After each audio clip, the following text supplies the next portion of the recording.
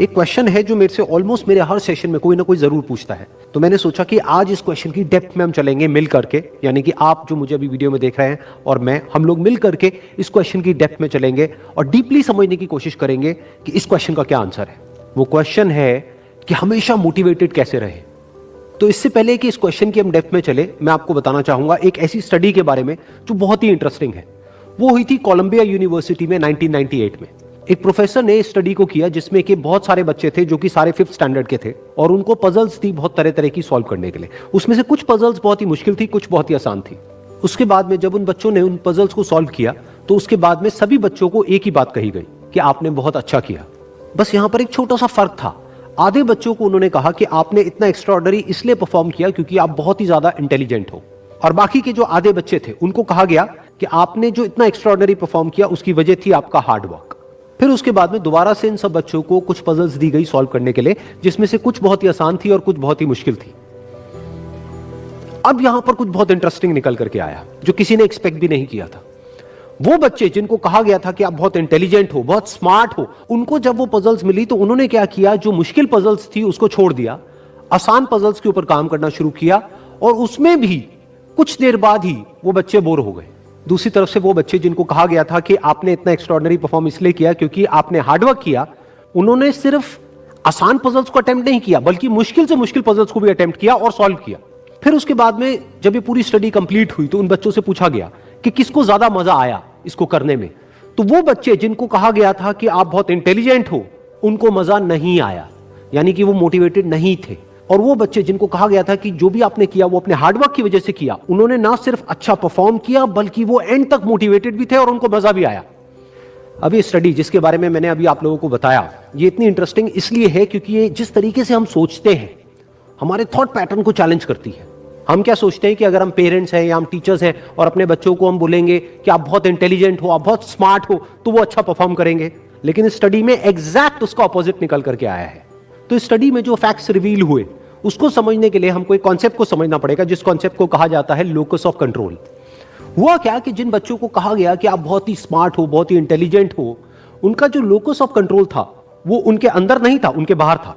Locus का मतलब है सेंटर ऑफ कंट्रोल, मतलब कि अगर वो स्मार्ट है, अगर वो इंटेलिजेंट है, तो इसमें उनका खुद का कोई रोल नहीं है, वो उनके कंट्रोल से बाहर है। दूसरी तरफ से जिन बच्चों को कहा गया कि जो भी आपने अचीव किया वो अपने हार्डवर्क की वजह से अचीव किया, उनका जो लोकस ऑफ कंट्रोल था वो उनके अंदर था, यानी कि हार्डवर्क पूरी तरह से उनके खुद के हाथ में था कि अब उनके ऊपर है कि वो कितना हार्डवर्क करते हैं। और ये सिर्फ इस स्टडी में निकल करके नहीं आया है, इस तरह की और भी बहुत सारी स्टडीज हुई हैं, बहुत सारी रिसर्चेस हुई हैं जहां पर एग्जैक्ट यही चीज निकल करके आई है कि अगर हम खुद को हमेशा मोटिवेटेड रखना चाहते हैं तो उसका सिर्फ एक तरीका है कि जो कंट्रोल है वो पूरी तरह से हमारे अपने हाथ में होना चाहिए। तो अब समझने की कोशिश करते हैं कि ऐसा क्या होता है कि जो कंट्रोल है वो हमारे हाथ से चला जाता है, और ऐसा क्या होता है जब कंट्रोल हमारे हाथ में आ जाता है। जब भी हम एक्सटर्नल फैक्टर्स की बात करते हैं कि मैं ये नहीं कर पा रहा इस वजह से, उस वजह से, उस वजह से, जो कि मेरे कंट्रोल से बाहर है, तो हमारे हाथ से कंट्रोल चला जाता है। लेकिन जब हम बात करते हैं कि हम एग्जैक्टली क्या कर सकते हैं, जब हम अपनी कैपेबिलिटीज के बारे में बात करते हैं, तब कंट्रोल पूरी तरह से हमारे हाथ में आ जाता है। जब हमारा फोकस उन रीजंस पे नहीं होता है जिनकी वजह से हम वो नहीं कर सकते जो हम करना चाहते हैं, बल्कि उस जगह पर होता है कि जिस वजह से हम वो कर सकते हैं जो हम करना चाहते हैं, तब हम अंदर से मोटिवेटेड होते हैं। फॉर एग्जाम्पल, आप जिस भी फील्ड में हो, उस फील्ड में कुछ लोग हैं जो टॉप पे बैठे हैं। आपके पास में दो ऑप्शंस है। एक, आप बोल सकते हो कि वो लोग, उनके अंदर कुछ स्पेशल है, उनके अंदर कुछ एक्स्ट्राऑर्डिनरी है, उनके अंदर कोई ऐसा टैलेंट है जो आपके अंदर नहीं है, या फिर उनकी किस्मत है जिसकी वजह से वो वहां पर बैठे हैं, या फिर उनके पास में कुछ था, किसी का सपोर्ट था जिस वजह से वो वहां पर है।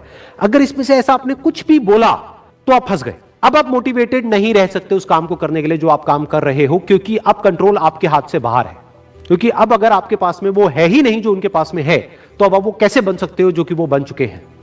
लेकिन अगर आप ये बोलते हो कि जिस भी फील्ड में आप हो, उस फील्ड में जो भी टॉप पे बैठे हैं वो वहां पर है अपने हार्डवर्क की वजह से, अपने स्मार्ट वर्क की वजह से, या जो कुछ भी उन्होंने किया, जो कुछ भी उन्होंने सीखा उसकी वजह से, तो अगर वो कर सकते हैं तो मैं भी कर सकता हूं। उन्होंने भी मेरी ही तरह एक ना एक दिन कहीं ना कहीं से शुरुआत करी थी, जहां से कि आज मैं शुरुआत कर रहा हूं। तो मुझ में और उनमें अगर कोई फर्क है तो वो सिर्फ एक है, वो है टाइम का, कि आने वाले 10 साल बाद या 20 साल बाद मैं भी उन्हीं की जगह पर हो सकता हूं या उनसे भी आगे हो सकता हूं जहां पर आज वो है।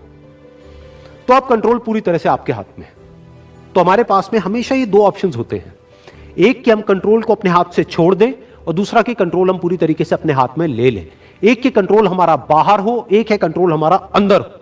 तो इस बात को हमेशा याद रखना कि आपका कंट्रोल कहीं बाहर नहीं होना चाहिए, आपके अपने ही अंदर होना चाहिए। Wish you all the very best. Thank you so much.